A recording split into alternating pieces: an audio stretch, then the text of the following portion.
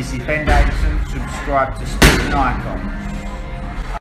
Right, so Tyson Fury, he done a interview with ESPN, and of course, with the many things he's going to be asked, of course, the hot topic one will be the Anthony Joshua situation. When's the fight going to happen? All that kind of stuff. And I have covered that one in the video previous. Okay, so click the subscribe button and go check out that particular video after this one. But inevitably, of course, he's going to be asked about the whole Deontay Wilder situation, why the third fight didn't happen, and of course, all the absolute catalogue of bizarre excuses that Deontay Wilder and his fanatical fan base is concerned. Anyway, this is what Tyson Fury said on Deontay Wilder trilogy to start with. As far as I'm concerned, the chapter's done. I beat him twice, absolutely smashed him to pieces the second time. I agreed to about 7 dates, none materialised. Then the contract expired. There's no fight between me and Wilder. As far as the excuses go, I believe it's mostly because he's got a load of ass kissers in his camp. He's absolutely disappointed me as a man, and I feel sorry for him. Even if he does come back, I think he's finished. People are not afraid of him anymore. Tyson Fury's statement. Now, a couple of little parts on this one.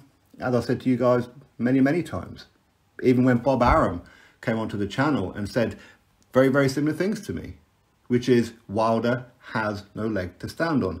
He is the one who turned down the fight days, or at least his team anyway, and the contract expired. They allowed the contract to expire, and then suddenly the contract expires, then he comes out of the woodwork after several months hiding under the sofa or behind the sofa. So there you go. They were offered several dates. Fury accepted all of them. Wilder didn't. Okay, so the chapter's done. It is what it is. And of course, I don't blame him anyway because of all the excuses. Why would you want to give somebody a payday who's been accusing you of illegal activity, criminal activity, loaded gloves? His own trainer spiked his water. The referee was drunk, and the list goes on and on and on. It's absolute madness. And again, Fury's absolutely correct when he speaks about Deontay Wilder and his team. I've said it, many of you have said it as well, is that Wilder surrounds himself with yes men, as Tyson Fury so eloquently put it, ass kissers. So, yes, that's why he can't get over it. He's got a fan base that's around him, padding him up, giving him like little kisses and cuddles, because they all want to be the one to give him his dream of being pregnant. I mean, the guy just went through an autopsy, so of course he's going to be quite down and very open to any kind of emotional support. Of course, Deontay, that's why you lost, because you cheated. We know you're still our king, all that kind of stuff. And as Tyson Fury said there, he's disappointed me as a man and you feel sorry for him. Yes, that's the biggest thing, isn't it? Well, for me, the biggest thing is the whole Mark Breeder situation. There's no need for him to accuse his own trainer of such ludicrous activities.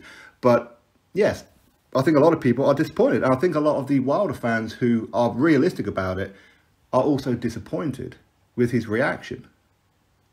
And is Tyson Fury right? If he comes back, is he possibly finished now? And I know he finished off with saying that people are not afraid of him anymore.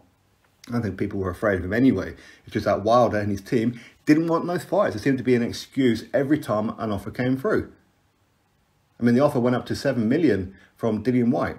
Wilder turned down 7 million for Dillian Whyte, as Wilder says, Dillian's so easy work, right? But he turned down 7 million for that. Turned down 100 million for a undisputed fights with Anthony Joshua, back-to-back, with the first fight being in the US, and so forth. He ducked out of the Vladimir Klitschko undisputed fight when he first became champion on his 33rd fight with his own manager in Shady Finkelstein. He's still a baby, still a prospect, all that kind of thing. He has a career, a catalogue of excuses. So this should surprise nobody, absolutely nobody. But yes, it is very disappointing with the fact that he hasn't just come out with one excuse that we can go look at and go, come on now, but then quickly move on. But he's given us a whole year's worth, a whole catalogue's worth, and his toxic fan base are milking it for everything that they've got. But of course, it's fine. It gives me content. Anyway, Tyson Fury's statement. You drop me your thoughts in the comment section below. Make sure you smash that like button and of course subscribe if not already. And I'll catch you all on the next video.